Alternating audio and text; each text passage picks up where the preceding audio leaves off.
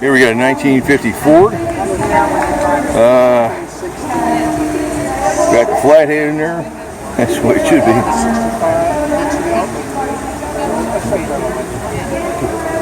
Dual carbs. It's a hot setup back then.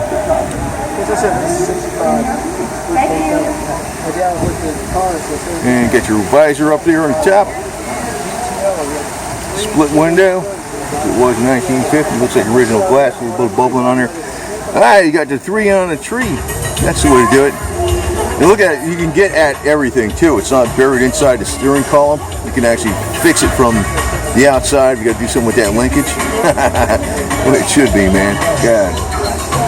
Back seats out of it with a nice carpet.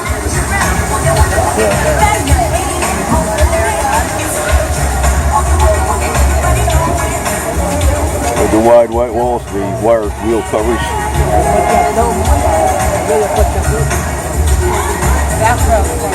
And it was rained out, so you see hardly anybody's out here.